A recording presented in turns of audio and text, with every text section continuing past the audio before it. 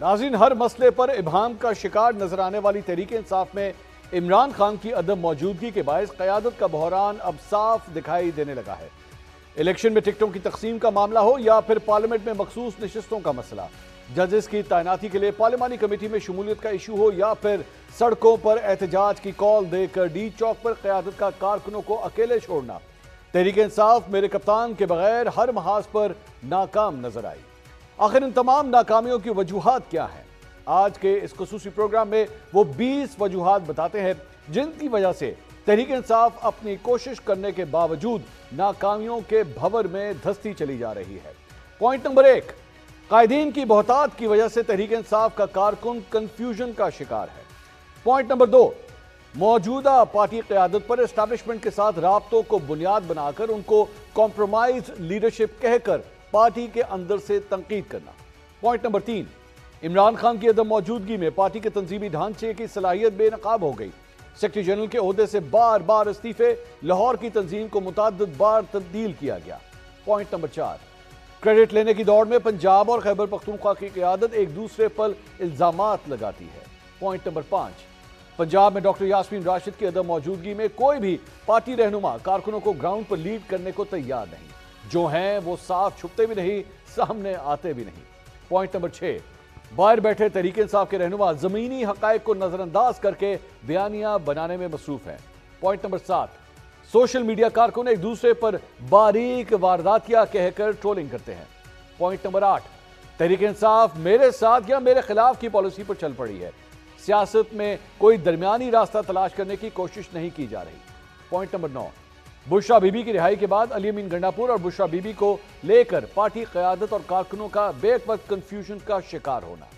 Point number 10، سیاست میں آخری کال، مرو یا مر جاؤ جیسے الفاظ کا استعمال کرنا، بعد میں پارٹی قائدین کی طرف سے کہنا کہ سیاست میں کوئی کال فائنل کال نہیں ہوتی۔ پوائنٹ نمبر 11، تحریک انصاف کے رویے سے لگ رہا ہے کہ وہ سیاسی لبادہ اوڑھنے کے لیے تیار نہیں اور 2022 سے لے کر اب تک جہاں بات کرنا چاہیے تھی وہاں بات بن نہیں رہی اور سیاستدانوں کے ساتھ بات کرنے کے لیے وہ تیار نہیں۔ پوائنٹ نمبر 12، اب تحریک انصاف ٹیبل کے اس طرف ہے جہاں پر کبھی 2018 میں دوسری جماعتیں تھیں جو کل تک تحریک انصاف کو لاڈلا کہتے تھے، اب وہ لاڈلے ہیں۔ پوائنٹ نمبر 13، بغیر کسی حکمت عملی کے طاقت کے زور پر وفاقی حکومت کی طرف سے کھڑی کی گئی رکاوٹوں کو عبور کرنا، کارکنوں سے جذباتی انداز میں مخاطب ہونا اور ایک مخصوص مقام پر پہنچ کر قیادت کا کارکنوں کو تنہا چھوڑ دینا بھی تحریک انصاف کی ناکامیوں کی ایک وجہ ہے۔ پوائنٹ نمبر 14، اپنی تمام اتحادی جماعتوں کے بغیر احتجاج کے لیے سولو فلائٹ لینا۔ پوائنٹ نمبر 15، عمران خان کے ساتھ ساتھ کوٹ لکھپت جیل لاہور میں موجود دوسری سیاسی قیادت سے رابطہ نہیں کیا جا رہا۔ پوائنٹ نمبر 16، علیمہ خان اور بشرا بی بی کے درمیان اختلافات کی باز گشت، ڈی چوک میں ایک طرف کارکنوں کی اموات کی بات کی جا رہی تھی لیکن اچانک علیمہ خان کا ٹویٹ آ جاتا ہے کہ کنٹینر پر لائٹس اور ساؤنڈ سسٹم کو کیوں بند کیا گیا۔ پوائنٹ نمبر 17، 26ویں آئینی ترمیم میں اپنے ارکان کے حفاظتی اقدامات میں کوتاہی برتنا۔ پوائنٹ نمبر 18، ایبسولوٹلی ناٹ کا نعرہ لگا کر ٹرمپ کے امریکی صدر منتخب ہونے کے بعد ایک دفعہ پھر امریکہ کی طرف دیکھنا، کیا اپنے ہی لگائے ہوئے نعرے ہم کوئی غلام ہیں کی نفی نہیں۔ پوائنٹ نمبر 19، تحریک انصاف کے اہم اجلاسوں اور میٹنگز کی پریس ریلیز جاری ہونے سے قبل ہی ان کی اہم تفصیلات کا لیک ہونا۔